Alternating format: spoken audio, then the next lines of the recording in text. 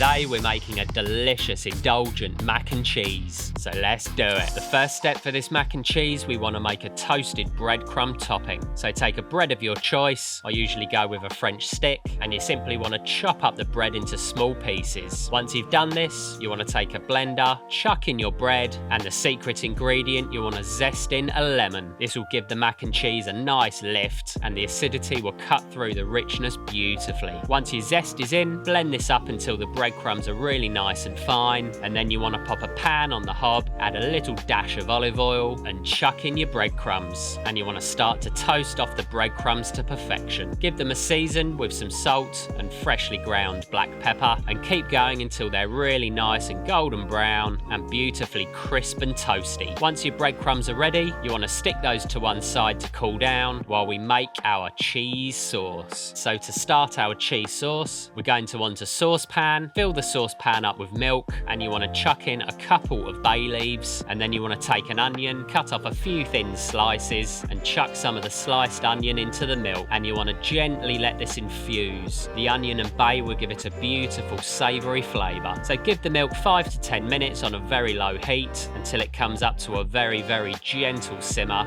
and then you want to take another pan, chuck in a nice knob of butter, and while the butter starts to melt, go in with a nice tablespoon or two of plain flour. Mix the flour and butter together until you've got a really nice paste. Make sure you cook this out for a minute or two, and then you want to start to slowly incorporate your milk. So go in with a few ladles at a time, keep stirring, keep adding more milk, and repeat until you've got a beautiful, thick, rich, creamy white sauce. Once you have a beautiful, glossy white sauce, the most important ingredient is the cheese. So we want a really nice, punchy, extra mature cheddar, and you want to grate a nice couple of handfuls. Be nice and generous. And to the cheddar, we're going to add some pecorino romano. So grate some of your pecorino, and then chuck your cheese into the bechamel. Give it a good stir through and allow it to melt, and give it a taste before we add a touch of salt and some freshly ground black pepper. Make sure your sauce is as cheesy as you want. You can always add a bit more. And when it's ready, we're going to cook our macaroni. So take another pan, fill it up with water, bring to the boil, and heavily season. Throw in your macaroni, and we want to cook this for about 2 minutes less than it says on the packet. We want it nice and al dente. We're going to finish cooking it while we bake. Once your macaroni pasta is ready, drain that off, and then you want to chuck the pasta into the sauce. Give it a really good mix through, and then you want to spoon the cheesy macaroni into a baking dish. Finish with a nice grating of the cheese, and then you want to sprinkle over the toasted breadcrumbs. Finish with a little grating of the pecorino, and you want to pop the mac and cheese into a preheated oven about 180 and bake for about 15 to 20 minutes. And then after about quarter of an hour, our delicious indulgent mac and cheese will be ready. So get that out of the oven, chuck a nice pile onto a plate, and then get stuck in, and I'll see you next time.